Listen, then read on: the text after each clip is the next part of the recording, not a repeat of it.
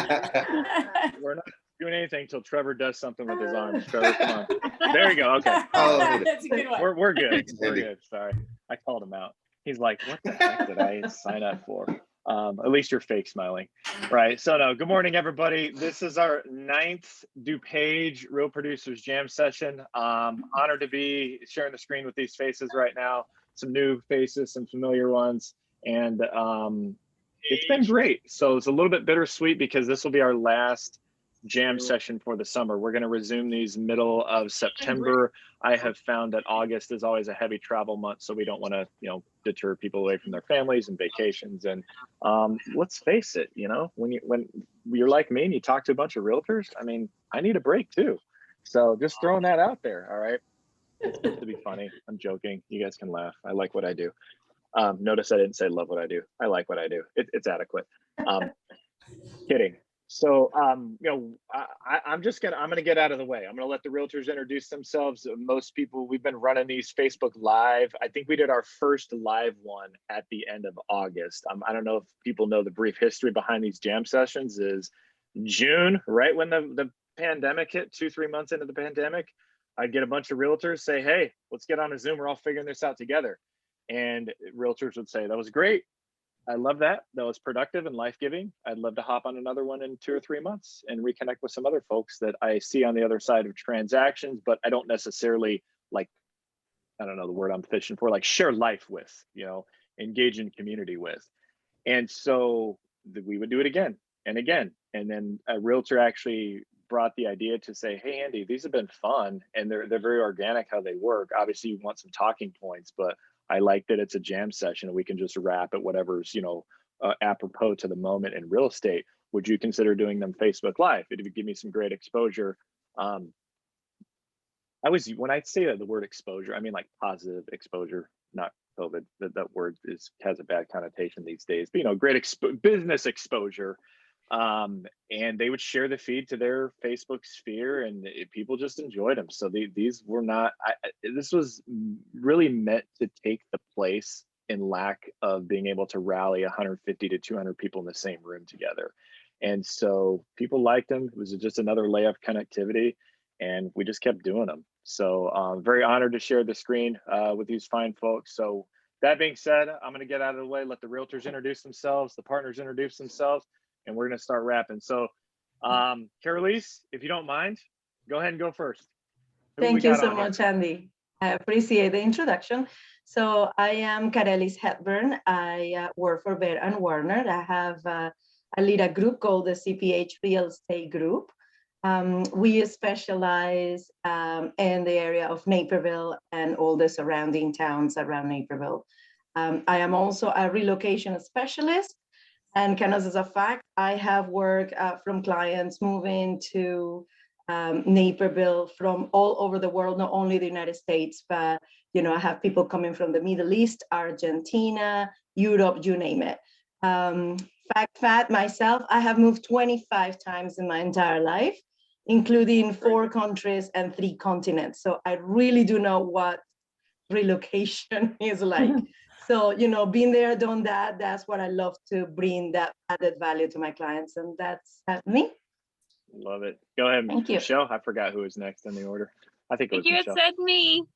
Hey, everybody. Michele Marks with Coldwell Banker. I am a native of Boston, Massachusetts. I was born and raised there. And I've been here in Naperville for 15 years. It was a job change that brought me out here all that time ago, and I picked Naperville for the schools for my kids. They were in 4th grade and 2nd grade when I moved here. So like so many people come to, Naperville for the schools, and I absolutely love it here. I have moved 5 or 6 times myself over the course of, being here in the last 15 years. But it's always been in Naperville and I absolutely love it. I had never had a career before I stepped into real estate 9 years ago. I had stayed home and pretty much raised a family. So when I went on my own in 2012, I was completely going out on my own. I had never lived on my own. I had never had a career. I had never done it on my own. And of all things, real estate. So it's definitely a hustle. I have loved every minute of it. I used to tell my kids, I don't know when I'm getting paid, if I'm getting paid, how I'm getting paid. Just got to go out and do the do. So that's it for me, and I am wicked excited. That's how a Bostonian says this is awesome. I'm wicked excited to be here, and honored beyond honored. Gail Niermeyer suggested and introduced me to Andy, or Andy to me. So thank you, Miss Gail. You know I love you. So that's yep. And I work a lot with military. I have a very soft spot in my heart for military. My very first client ever was a Navy guy calling me with a Boston area code number and couldn't make the connection. I'm looking for a place to rent. And I'm like, I'm not in Boston. Are you sure you have the right number? And he's like, no, I'm in Chicago. So Phil Flavel, love you guys. So he was my first Alexa. ever. Go ahead, Alexa. Hi, I'm Alexa Wagner with Remax Professional Select in Naperville. And I've been selling real estate, residential mostly, and a little commercial for going on 13 years. I come from a teaching background, so it's a very easy segue. I also come from a real estate family, so it's sort of an inevitability.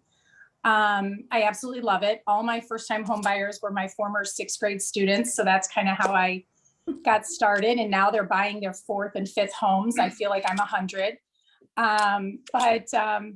I specialize mostly in residential, and I'm one of the Naperville gals who's not afraid to go to the city ever. And I don't mean like because of current, but just because like people are like, oh my God, it's so far. You go to the city? Yeah, I do. I love it. I call it a field trip. And I sell quite a bit in the city, a lot of different neighborhoods. So I basically just go where my clients take me. You know, they, I guess, hire me for me to take them where they need to go. And I work very closely with all the agents in the Naperville area. We're so lucky we have awesome agents that I consider friends across the enemy lines. And I live downtown Naperville, so I'm quite I like to live right close to town and walk to town and everything like that. But, you know, very familiar with the surrounding suburbs and all of that too. So I'm happy to be here. Thanks for having me. Awesome. Matt, the guy with the best hair, who's obviously not me. Go ahead. I need a haircut, by the way. But thanks for having me. I'm Matt Pittman. I'm with Keller Williams Premier Properties in Glen Ellen. I run a team of 6 there. We do residential, short sales, foreclosures, investment properties, first-time buyers, sellers, you name it. I've been doing this for 16 years. A little fun fact about me, if you can see these guitars in the background, I'm a musician. I'm obviously an unconventional realtor here with tattoos and all that going on. But yeah, I'm a professional musician as well, and I've traveled all over the world playing music. So fun fact there. Thanks for having me. Appreciate it. Yes, sir. Trevor, best for last. Hey, maybe. It's debatable. It's good. Go ahead, man. Thanks for having us, Andy. Excited to be here. Trevor Pauling with John Green Realtor. I'm going on my 9th year in the business. I started at John Green, still at John Green.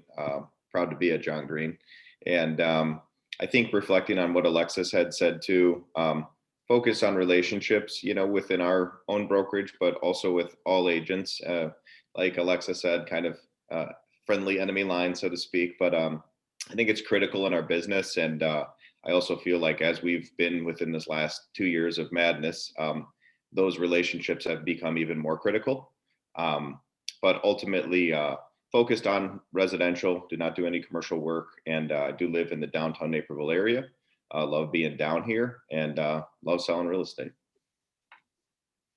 Sweet, man. Well, hey, as the realtors love what we do, we cannot, I'm very proud of what we put together and the product that we put out every single month with the events, and you know, especially as the world returns to normal. And I mean, it's like, who knows, you know, you work all this time, and it's like the events are scheduled, the operative word being scheduled to resume in the fall. But who knows? And we may be taking 1 step backward, 3 steps forward, another 5 steps backward. So time will only tell. But like, I literally cannot do the realtors like what we do, but I can't do it without our partners. I'll just say that flat out. They're the ones who bring the ideas to the table. And so this jam session is unofficially and officially sponsored by Kevin Camden with Camden Law Office and Homeglow Staging. And people ask me all the time, hey, do you guys have a digital version, a PDF? Yes, it's 2021. Of course we do. However, it is private. The hard copy, the badge of honor, the token only goes to the top 500 producing realtors in DuPage County. And so, however, we have an app that you can download. Currently, it's free. I've been encouraging people just to do it, to get it on their phone. So if they do start charging like a nominal fee for it down the road, you'll be grandfathered in. So it's called Digipub, DIGAP as in Paul.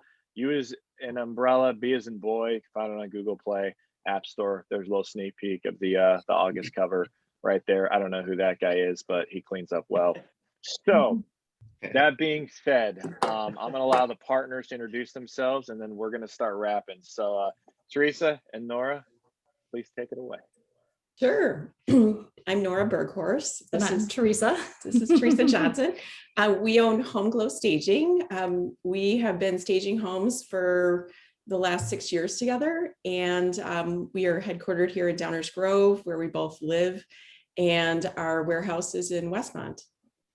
Fun fact, I grew up in Naperville, so it's kind of fun hearing you guys talk about my hometown. Moved here 18 years ago to Downers Grove. I love it. I'm Kevin Go ahead, my man. Camden Law Office, protecting your real estate investments. Based out of DuPage, we do a lot of work, DuPage and the surrounding areas, as well as the city. Like Therese talked about earlier, I'll make the occasional field trip into the city to close deals there, and we're happy to help out folks in the city as well. I like Kevin. Short and sweet, man. I appreciate it. And Kevin actually is one of our partners. You said I had 10 to 15 seconds. I'm the only guy that brought it in on the instructions. You paused, so if you please, you have the floor. You got another 8 seconds, man. Use it however you like. I'll reserve time for the end.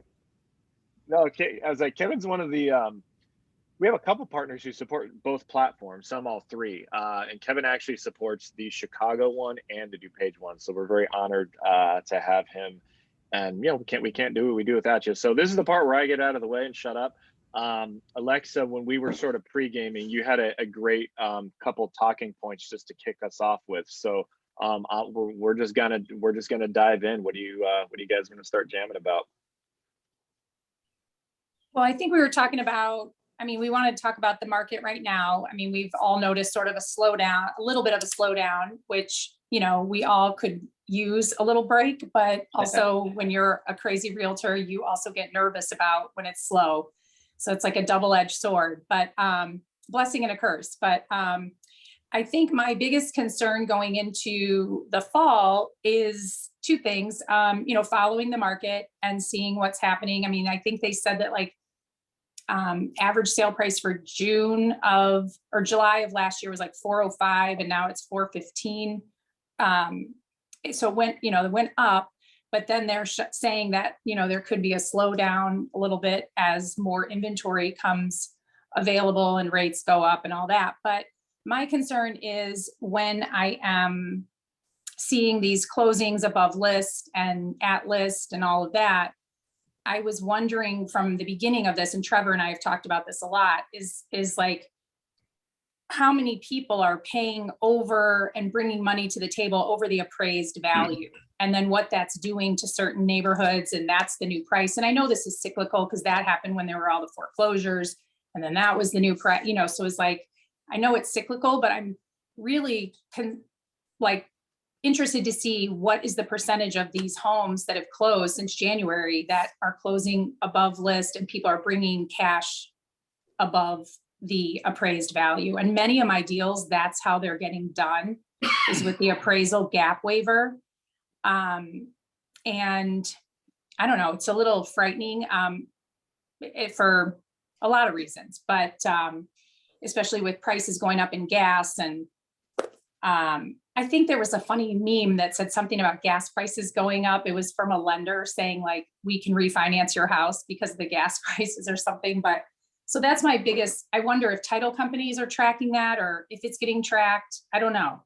but it's a gotta concern. It's got to be getting tracked somewhere. It is definitely a concern for me too. And that's one of the things that I'm coaching a lot of my buyers on, is that these prices that we're seeing when it shows close in the MLS, you really don't know if that was the appraised price. And I was telling you guys all earlier that there's one that just closed in one of my farms, and there is no way. And I mean, it is so far above where it should be. And it is concerning, because I don't even know if that can even set the bar even for that neighborhood, or someone just really overpaid. And appraisals are coming in higher now too, as a result. But, you know, I don't know. I don't know if it's just interesting. I don't know how to,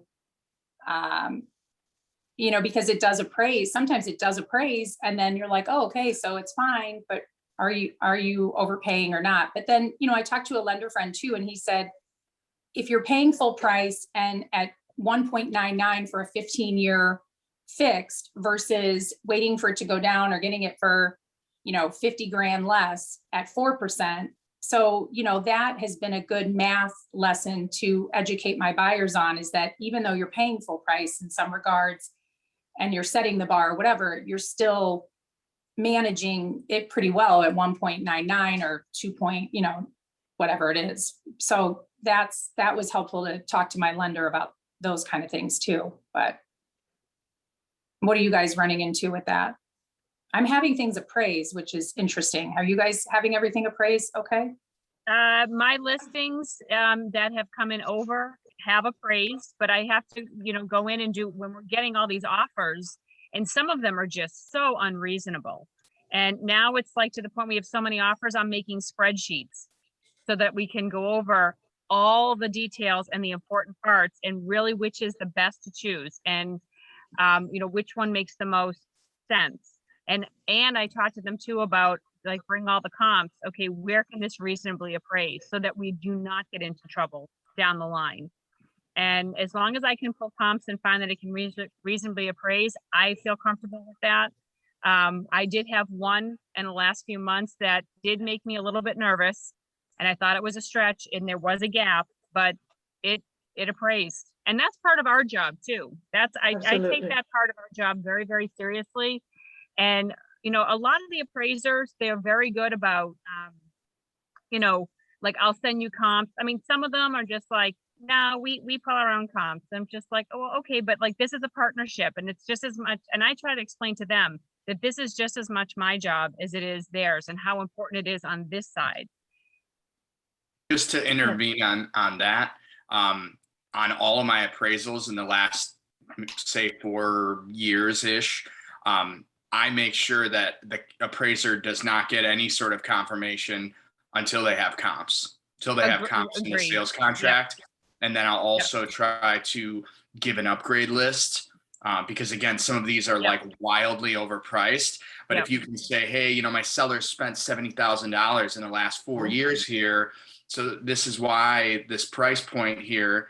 And obviously the appraisers see the market, but you can just say, hey, listen, I'm the one in the trenches all day selling these properties. You're from McHenry. What the heck do you know about this neighborhood? You know, obviously you wouldn't say that to them, they would make them upset. But, you know, if you can paint the picture, it seems like in most cases it'll be smooth, in my experience. Yeah. And they don't see it from the end that we see it at, and all of the offers. And that's the thing too, is I mean, I've broken it down to the point of, you know, we had X number of offers, and most of them were like at this price point and above, so that they're seeing where the buyer mindset and value is too. And me personally, I don't ever let an appraiser in a property without me, ever. Yeah, that's you know, as I mentioned with appraisal, so far my properties have appraised, and there was actually only one that didn't, and we went back with the lender, and we had a partnership with the lender. We explained the lender. We actually pretty much did a whole market research explaining the price increases over last year, over the last 6 months. They sent another appraiser, and he did appraise at the end. But I think the process is a much longer. So you start educating your seller about the price, and make sure that, as you mentioned, Michele, is a reasonable price, that you have comps to back it up. Then it goes back into negotiation with the buyer, making sure that Sure, you might get an offer that it's 150,000 over the price. You need to educate your seller as to that thing is never going to appraise. And at the end, when it comes to the negotiations and attorney review, they're going to ask you to reduce the price anyhow. And that is going to cause a conflict. Is that really the right offer for you? And then it goes back working with the appraisers, right? I mean, not just in this market, but forever, you know, similar to what Matt says, I do put together a whole report for the appraisers. They need to know what the market is and everything else. And then, you know, again, also, Alexa, I think going back to your original question, what is this going to do? All these, you know, properties being sold after appraise, what is it going to do for the market going forward? I think one of the things I like to tell my buyers is that they need to understand that they're taking a risk, right? Yes, the market is over there, and sure, they can offer 10,000, 15,000 more. They need to understand what their needs are, and it's their decision to make. Do they love that house that much to be able to know that maybe in a couple of years' time, they will be in negative equity? Because it is a possibility if the market goes back and adjusts itself to what those neighborhoods were valued.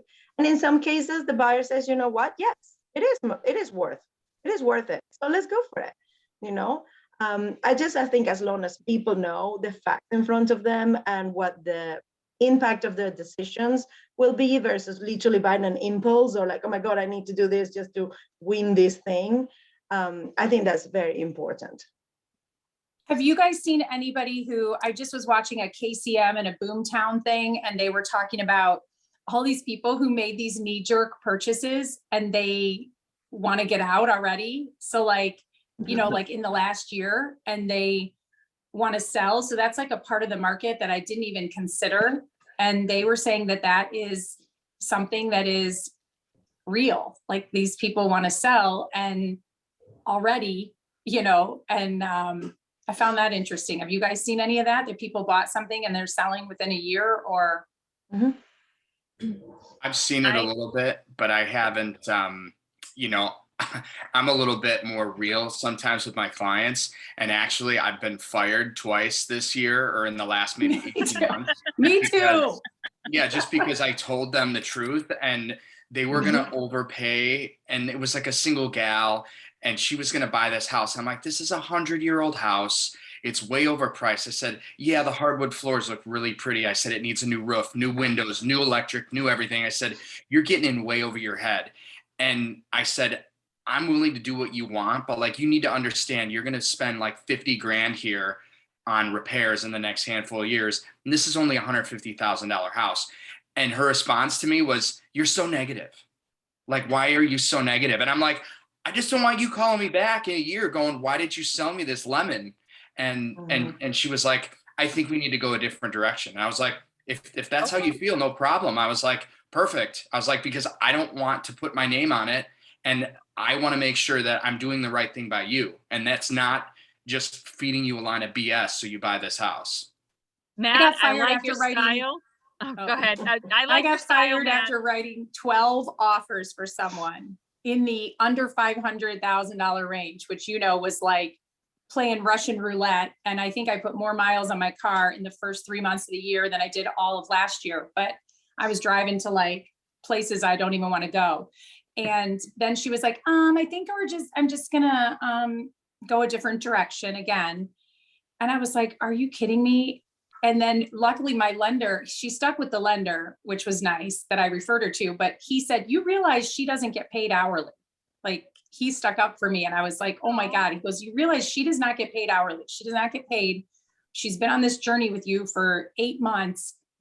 You know, no one else, he goes, I have 33 approvals and no one can find a house. Like he totally did like the Hail Mary for me. And I was like, I was mad for 24 hours and I was like, okay, peace out. But I mean, it just was, you know, it's very interesting there. I just did not want to do any more under 500,000 because that was like a circus. And I have some sellers that are waiting to sell like a townhouse to go into a first time, like a big house for their growing family. Their townhouse would sell in 5 seconds, but they have nowhere to go. And I knew it would not be fun with 2 toddlers for them to start looking in the 350 to 450 range in Plainfield. I'm like, oh my God, like you're going to be It's not gonna be fun. It's gonna be very like, and some people are saying, okay, well, the contract is contingent on them finding somewhere now. That's like been the next thing, because so many people want to sell, but they have nowhere to go. I'm That's in a what I buyer saw. like that right now, as well. That is, they were afraid to put their house in the market, and it is out west. It's out west. It's in Sycamore. And they're like, we know it's going to sell, and they're coming to Naperville. And again, in that price point that is just crazy slim. And I had it, Matt, I like your style with, you know what, I'm going to give it to you straight. And I tell people that too. I'm like, I am very blunt. I'm very honest. I will not sugarcoat anything for you, because you're going to be the one that's going to end up upset and frustrated, and it's going to be at me. And I don't want that. I would rather give you the truth and give you all the options. You tell me what's best for you, but I will paint the entire picture for you. They ended up putting their place in the market, and it sold fast. And now we are looking for a place for them. I told them to stretch they've got an agent out where they are, because it's further out west, that's selling the house. But I told them, I said, stretch that close date. And because right now buyers, because there is such little inventory, they are willing to do just about anything a seller needs. So push it as long as you can. And hopefully these poor people with 2 little kids don't end up storing everything and living an hour away with family for God knows how long. Yeah, that's happening a lot with the market. We actually had a couple with 2 small kids. They ended up putting in 4 or 6 offers before they got a house, but they were intent on getting that house before they would sell their place. And it worked out in the end. I mean, they sold, like you said, they sold their place really quick after they knew where they were going. And the tough thing is right now too, is the balance, because there are so many buyers that are coming with no contingencies, with huge down payments, a lot of them cash too, which I'm getting a little perplexed at some of this. So that, how do you compete? And I had another buyer that's very good buyer, well qualified, 5% down. And the very first offer that I wrote for them, we were one of 20, and they were in second place. And he was heartbroken, going, oh my God, I lost out. And here I am going, oh my God, I got you to second place. Wow, this is great. You got good guidance. And we were able to rearrange their percent down to at least make them more competitive. Because when I said to the agent that we had lost to, I said, okay, I know we were right there on price and aggressive enough. I'm guessing that we lost out because of the percentage down. And he didn't deny it, but he didn't confirm it. So I know that's what it was.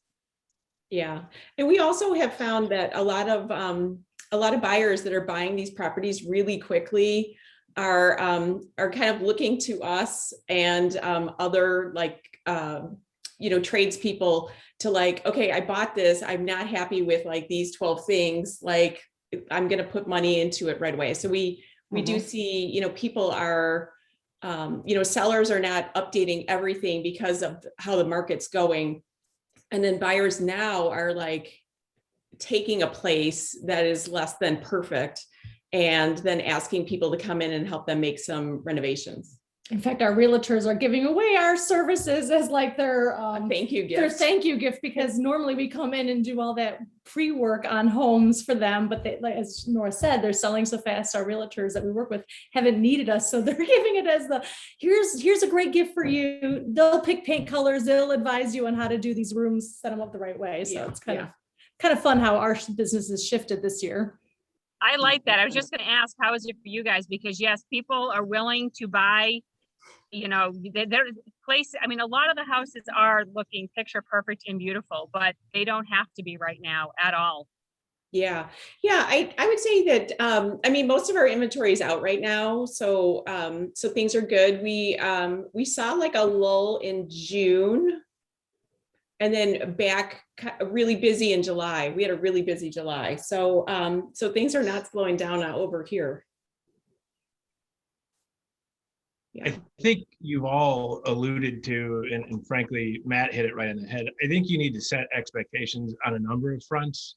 And Matt, I think you and I would practice well together because I don't pull any punches with folks. I want them to understand you're paying me for my opinion, and you're free to disregard it. And I understand that. But at the end of the day, if the house needs a lot of work, I'm not going to tell you that this is a screaming deal and you should jump on it right now, when I know you're scraping together everything you have in your 401k to come in, 40% down so that you get it. And I think that migrates into other areas as far as setting expectations as well. Yeah. I think that in the last year or so, I've kind of shifted what I've said to buyers too, because, you get into this spot where people are overpaying and typically it's like, well, that's not a good idea. So what I've said to people is, hey, listen, I personally think the market can't go on like this forever, and it's gonna have a correction at some point. I said, so what you need to do as a buyer is you need to look on the 5 to 10 year plan. If you're trying to do this for 2 years, you're making the wrong move. But you need to start looking at, normally you'd look at the property as the asset and the debt as the liability. And it's almost flip-flop because the rent prices and everything are so high that the low debt is the asset. Because if you can lock that in and you're saving $600 a month versus what you'd be spending in rent, then good. As long as you know your job and everything's secure, look at it that way. But if you're on this 2 to 3 year plan, that's the wrong plan. You got to look long term, and you can weather the storm if the market dips. And again, some buyers are looking at me like, what are you talking about? And I'm like, just think about the math here and just don't be stupid. Again, if you pay 10 grand over asking price and that costs you $20 a month, who cares? What's $20 a month? Because you're currently paying $500 more in rent. So the math, who cares about that? But you really got to wrangle these buyers because they start to get emotionally totally off the reservation, and they're like, max this thing out to 80 grand over asking, and it's like, you're never going to be able to sell that if this market dips. Yeah. So. And Matt, I think you nailed it on the head. I think education is key, and I've always considered that being a huge part of my job, both on buyers and sellers, not necessarily just with buyers, but explain to them the math, the long-term implications, kind of the fluctuations in the market. Because again, some of the stuff that we're talking about, all these houses flying and blah, blah, blah, those houses are closing now, but those contracts were done 2 months ago. Today, the market today is a lot different than it was 2 months ago when all of this craziness was going on. Sure, those properties are closing now, so we're seeing still some of that. I think is huge and critical for them to know that as of now, today, the market has already started to show that correction. And managing those expectations for both sellers and buyers is key. Those clients that were locked into, I cannot sell my house until I buy another one, but if I put my house on sale and I have a sale contingency, nobody will touch it, right? Because there is all these cash buyers. That balance is starting to move. Starting on last week, for the first time in the last 6 months, I've started to receive price reduction from a whole bunch of other realtors and other houses that have been in the market. So literally, I've been getting emails for the first time ever about price reductions. I have seen, at least in some of the areas that I work with, the inventory increasing. I have seen a slowdown on the multiple offers to still get them, but it might be 1 or 2 instead of 20. So I think it's important also for people to understand what is that going to do for the fall market. Because for our buyers that are right now in the market, it doesn't really matter that the houses went like crazy 2 months ago or 3 months ago. They're buying now, and our sellers are selling now. And I think, Theresa, I think we were talking a little bit about this earlier before we went live. It's about sellers' expectations. And I think it's also our job to educate the sellers on their end that because of chatter and what they hear with friends that sold 3 months ago, they expect their house is going to go on the market, it's going to sell in one day, it's going to have 20 offers, and they're going to get $100,000 over price. That is not happening in a lot of the places right now. yes, the market is still a lot better than it was last year and than it was a year ago. By no means it's like, oh my God, this is stopping or anything like that. But I believe that we need to start educating our sellers so they are not disappointed at the end. I have had sellers recently, going back into, are we in the right relationship and do we really need to work each other? I have had a seller that got a full price offer, cash, flexible closing. She still didn't want to take it because she was expecting, above. She was expecting $20,000 over. And we knew for sure that this thing wasn't going to appraise because there were 2 other properties in the neighborhood at a lower price that we were getting that didn't appraise. So we know for sure this is not going to appraise. You're expecting another $20,000. That's going to appraise even less. Why are we doing this? Yeah, we definitely have had, when we go to pick up our staging inventory, it's after after everybody gets the green light to close. And we've run into a couple of shocking situations where the homeowners that were selling were like really disappointed with the whole process. And we were kind of shocked. And then we were kind of disappointed like that, their expectations hadn't been met, or maybe they had the wrong expectations. So we were just kind of like, how can we make this better for both the buyers and the sellers in this crazy market? I would say listening to everyone, it sounds like everyone's exhausted across the board with this market. Am I right? No, I have 3 kids that I promised to get through at least trade school, and my first is going off to college in about 10 days. So no, the market can always be busier for us. It's nice to catch a little bit of a respite. And Trevor, I'm curious, we're talking about expectations and other things. What's kind of the biggest thing that you see with clients being surprised or unhappy? So I think that overall it's difficult too, because we're all talking about expectations. It's just such a different experience for a buyer and a seller, right? So we could do a great job of setting expectations on both sides.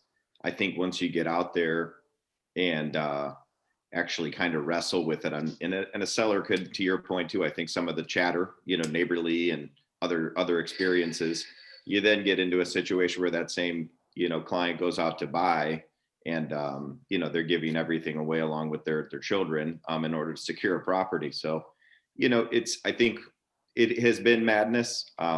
I think kind of managing that has been a challenge for all of us. To Theresa and Nora's point, a little level of exhaustion. But ultimately, I think as we work into the next phase, and I think we've all kind of expressed that there's a little bit of a pullback. I think one of the most important things on the sell side too is setting expectation, and having an effective pricing strategy and getting that out of the way. To Matt's point, kind of delivering the honest truth. I think that some of the chatter again, where people are saying, hey, no, this sold for 50 over ask. We've got to obviously deliver some of that and say, we're seeing a little bit of a pullback there. And you still have to have an effective pricing strategy on the sell side. I look forward to a little bit more of an efficient marketplace, but none of us are complaining. I think that it's been a good run, but I ultimately do feel like we work into the fall. There's still enough buyers out there where if we can get, a good selling base, that I still think that it would make for a fruitful finish to the year as we work into 2022. And to clarify, when I said exhaustion, I meant mental exhaustion, not necessarily like physical, just mental, physical, it works. Well, it's like, because we're always, we're all sort of solution based. So it's our job to we've seen so many problems and so many transactions, and you're trying to come up with solutions and trying to be proactive. I think everyone's dialogue has had to shift. So, people say, they come up to you and they're like, oh my God, you must be printing money. And I'm like, okay. No. So I just try to explain gray hair. Yeah. Sorry, nice. At least we're making money to cover the gray hair. But it's like every market is different. This one has its own challenges. And this one's not just about how quick the house sells. There's so much more that goes into it.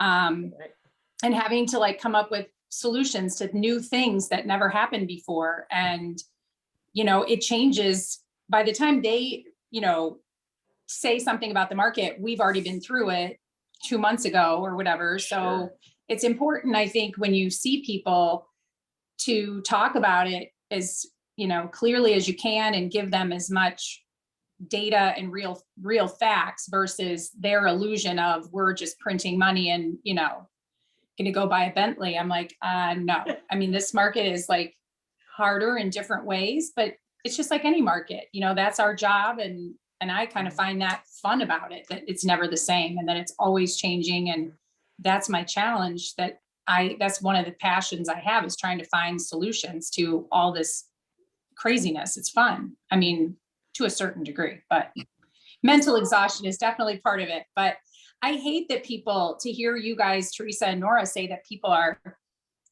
unhappy.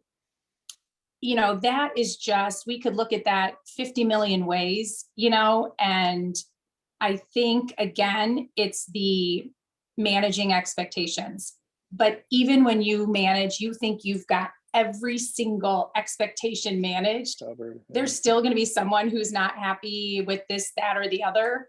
And, I guess you just have to, I run my business like, can I look myself in the mirror? Can I sleep at night? And that makes me sad, though, that they say that, but I mean, hoping that's not the trend. But I think maybe there are some newer agents that thought this was very easy to do. And I've seen a lot of new brokerages that I've never heard of before, agents I've never seen before. And I'm not saying that's a bad thing, but we know to do these things. These are like professional skills that we have honed over years that are needed in this type of market.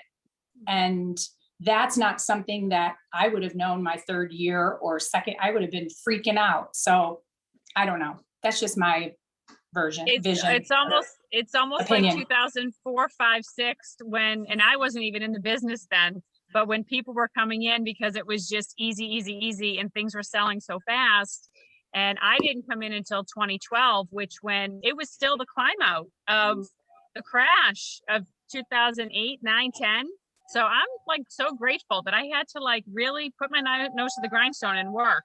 All right, I'm outside and the tornado sirens are. Yeah, there's going on here too. Everybody in Naperville is listening to them right now. That's funny. It's beautiful. There's not a cloud in the sky. It's gorgeous. Oh, it's the first Tuesday at First 10 Tuesday. o'clock. Yeah. First Tuesday, 10 a.m. That's right. Alexa, you mentioned something very interesting that kind of got me. The other thing that I have experienced a lot and have been like, working again is because everybody thinks that, oh my God, the market is so easy right now. You just put a house, it sells in a second. We've experienced a lot more people trying to do for sale by owner, as well as buyers that don't want to be represented because they feel like if they go by themselves, they will get a cheaper price, or sellers that if you actually go into Facebook and you actually look at the chatter of people saying, hey, I might need a realtor, and all these people say, you don't need one. Like, go put your house in the market. It will sell in 3 seconds. And they don't realize that this is, one of the most expensive purchases they probably will have in their lifetime. And going in there blind with, professionals that this is what we do. This is what we train for. And they just think that it's just as easy as putting the house in the market and it'll go, without knowing the risks that they are actually getting themselves into, things that can fall down the crack, financial implications that could be major if they made a mistake. So that's another one where, I've been educating people about, okay, it's not as easy. And why are you going to be selling by yourself? You will sell for higher if you use a realtor, and all of that kind of education that it comes from people saying that they can do it themselves. It's like trying to do your own surgery. Oh, yeah. That little itty bitty thing on my finger. Okay, you good. Go have fun with that. And then when it gets infected, you'll be coming back because then you're really going to need me. Exactly. Let me take a screenshot of everybody smiling or frowning. I don't know, whatever you feel led to do after this conversation. Bear with me for 2 seconds. Do not be like my children and smile for 1 second and then stop. So here's the rule. All right. When you see me stop smiling, and you stop smiling. All right. Got to get the swag in there. 1, 2, 3. All right. I think we got that. And we're still smiling. We're not moving. You scared us now. Dude, I mean, everybody nailed it. I don't even need to take another one. You know how you like you like get a good picture on the first one, and they're like, "Oh, we'll take a couple more." I'm like, "No, that's just another thought process." We don't need another thought process. So we nailed it on the first one. So yeah, obviously, I mean, I try to stay a fly on the wall with these, but I mean, obviously, managing expectations is definitely a hot topic right now. So we can talk about that a little bit more. Does anybody have anything pressing that they want to sort of open Pandora's box on? Or, we put these together so realtors can kind of scratch each other's backs and collab, and then just, let other people watch. I mean, that's how these were born. So, Carelys, Trevor, Matt, Alexa, Michele, I mean, anything else that you feel would be, and we got, I don't know, another 10 minutes or so that would feel, or Kevin, I mean, anything that would be productive for everybody? Maybe talk about, the market, and where it's headed. I personally think that, after this foreclosure and eviction moratorium is expired, I think we're going to see a lot more inventory pop up. So I'm kind of telling some of my buyers that, if you're not in the biggest rush ever right now to do something, if you wait a few months, there's going to just be more inventory to choose from. I think it's just going to soften things a little bit. I mean, they're not going to raise the rates, so it's going to probably be still an amazing opportunity to get something at the lowest rates of all time, and then still, get a good price point where you're not paying 50 grand over asking. So what's your guys' thoughts on that? I totally agree. I'll jump in on this. Andy always winces because I'm an economics major at heart. I love to talk about market trends and other things, but I think you're right. And I think for once, Illinois is favorable with respect to housing starts as well as home stock. We're slow in Illinois. We were slow to fall into the hole in 08, 09. We were slow to crawl out. We don't mirror the national trends at the peaks and valleys. We tend to move much more incrementally. We've also got a reduction in commodities prices. And I will tell you, for my investor clients and for the tradesmen that I work with, they're booked up 6 months out. So we're good, I think, through the end of the year at least. And the other component, and we kind of hit on this earlier, and then I'll pass it off. People get tired, and I don't think you can minimize that. In May and June, buyers were getting slammed. I had clients, you had clients that lost out on 4, 5, 6, 7 properties. And at some point, it's fatigue. They throw up their hands. So what we're seeing now, I think, is a lot of folks that just said, I'm done, and I'm going to vacation, I'm going to do this, or I'm going to do that. And now we're seeing them getting back into the market. And like Trevor said, we're seeing more equilibrium, which is good. We don't want sellers with the upper hand. We don't want buyers with the upper hand. And I'm seeing much more reasonable approaches from my clients in the last probably 30 days than I did certainly in April, May, by way of what buyers were demanding and what sellers were offering. You're absolutely right. I mean, I have several of my buyers, some in exactly that same situation. While we looked, there was really nothing, I'm waiting, as well as buyers that have expressed to me, I want to buy, I have the time to wait. We are looking at this market stabilizing a little bit. We're in a holding pattern. And again, when I was just talking back about the expectations, we also seeing more inventory coming in and going back into the sellers. I think we need to start working with our sellers to say, this is the situation where we are. I think the market is correcting itself, is starting to do that.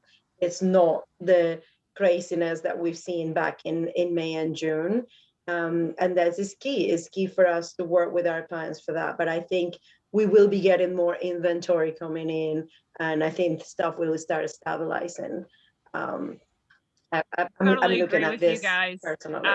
I'm already feel like I'm seeing more inventory because the searches that I set up for my clients, I always copy myself on them so that I'm getting the alerts that they're getting, and just watching the number of properties. And even if they're like, a few of them did back off because they were just so frustrated and they did have the time. And then I agree. I'm like, listen, don't put yourself through this stress and having to compete crazy. If you can wait. This is not going to be like this forever. It will cool off, and the market will calm down. But just the amount of price reductions and the numbers. So I just keep in touch with them and keep poking them. And you know what? Hey, look at there's more coming on. So, and they get it. They'll come back. I feel September, I think August is kind of being a little bit of a, going back to those sellers are tired and they're saying, you know what, I'm just going to stop. I'm going to go on vacation. I'm going to take advantage of these, 3 weeks before the kids start school. And come September 1st, I'm going back in and start looking. So I think it's kind of going down a little bit in August, and I feel it's going to go a little bit up in September. I don't think it's going to go into the madness that we saw in May. It might pick up a little bit more in September, October, and then hopefully we'll start following our regular patterns of seasonality for the business. But yeah, I feel like out of people, especially this first week in August, as you say, Kevin, tired. They say, what I'm trying to have. If I don't really need to move now for whatever personal circumstances, I'm going to go on vacation. I'm going to enjoy the last 3 weeks that I have in summer with the kids, and then I'll come back in September and we'll retake all of this. So 2 things on that. One, I think, and this happens every year, you're going to surge of parents that want to move school districts, and they're going to try and do it. So we're going to see over the next week to 10 days, I think, more folks coming in because they want to move to other places. And I don't minimize the relocation component as well. There are a lot of folks that, especially now, and I know it's verboten, but the reality is I'm seeing emails come in from title companies yesterday and today. We're all going back to wearing masks. We're hearing from retailers that vaccinated or not. Why is that important? Because what we're going to realize is for the folks that thought they were going back into the loop at some point in the near future, that we're going to cast doubt on that again. And I said early on, it's not about being right, but I think it's bearing out to be true. And you all will know this. The far west edge of DuPage, Kendall and Kane, I think are going to be the recipients of COVID because people have time to travel. They're not in the office as much. And you can buy a heck of a lot more than you can in DuPage or West Suburban Cook. And I think that's going to be a curveball going into 3rd and 4th quarter, because even you hear like Google and Apple were all primed to come back in. JP Morgan, Goldman, all wanted their analysts and investors back by October 1st, and they've all started to push back saying, maybe not. So we're going to be in this odd posture of people working from home and realizing they need more space and either moving or wanting to add on. That's a good thought. Trevor, I'm curious to hear your, no pressure or anything, man, but I'm curious to hear your, I don't know if you want to call it projections, but just, how the fall, like between now and the end of the year, will sort of shape up. I always feel like there's a little bit of a pullback here in August where people kind of, position themselves. But I think to Kevin's point too, naturally you've got folks that are still going to try to shift and get it, whether that's, out of or into a new school district. I still think with rates the way that they are, to Matt's point, I guess I'm also kind of curious because you naturally still have people that are allured to, a much better deal. Are the foreclosures or the short sales, are those going to look like, is there going to be a big variance in terms of where those are positioned? I think banks and everybody, obviously with the last downturn, got a lot more effective in how to deal with those. But I think relative to where the market is at, I'm kind of curious as to how that, and I don't necessarily know of how many people, and I don't read into enough of the data, but like even on some of this forbearance stuff, I see more investors who bought rental properties and then got stuck with deadbeats and then now are just like, I don't want to be in the investment business, get rid of the rental, versus I guess you'd say like, let's plug somebody back in there. I think looking at the numbers too, people can exit a property and say, I can get out of here unscathed, recoup some of my equity and move forward.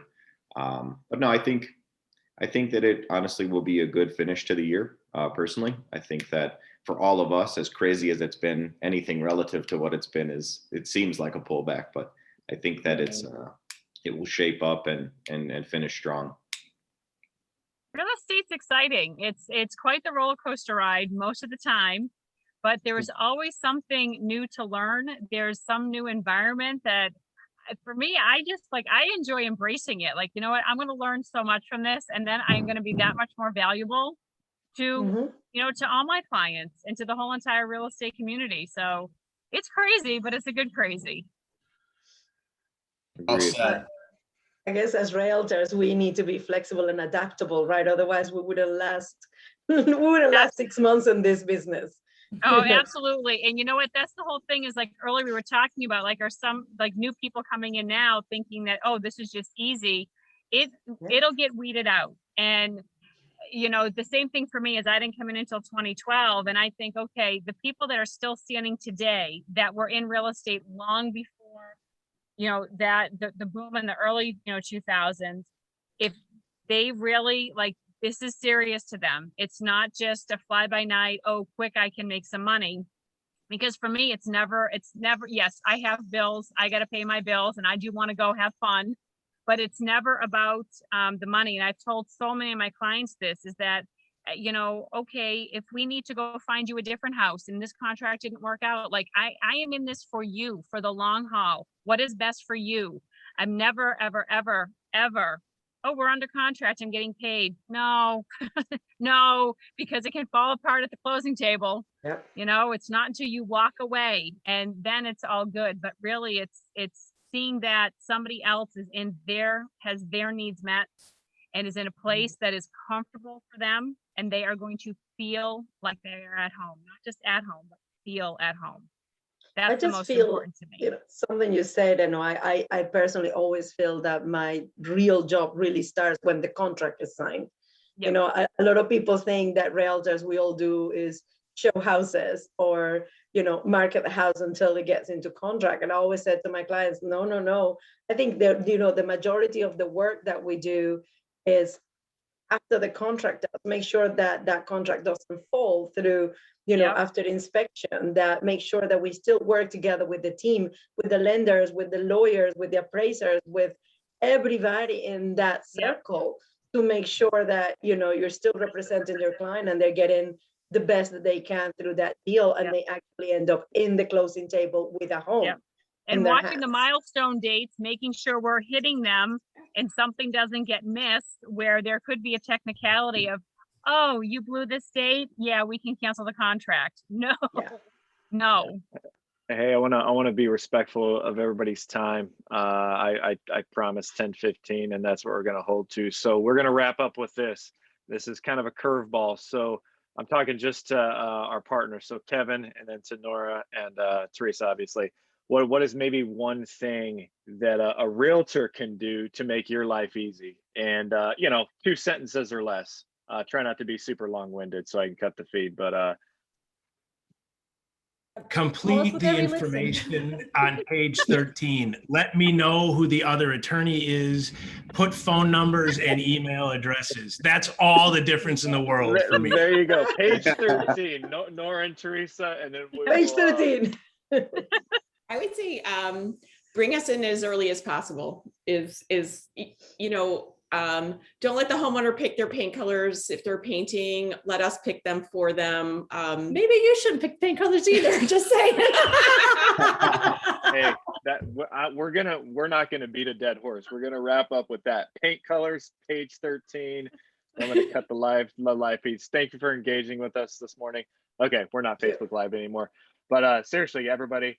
We appreciate it. It was fun. You know the drill. If you want to do another one of these in the fall, early winter, please let me know. We can shuffle the deck, get some different realtors, different partners on. But I always try to be respectful of everybody's time because I know, people are busy. You're not getting paid by the hour. You got to go make money. So we're 1 minute over. I apologize. Send me the bill for your hourly rate and I will let the invoice sit for eternity. Thanks, Thank you so much. Andy. It's so nice to meet all you guys. I'll send a follow-up email with everybody on the thread in case anybody wants to connect after. Just and you can do all the fun social media stuff. So, all right, guys, take care. Thank you. Bye. Bye. Good to meet you.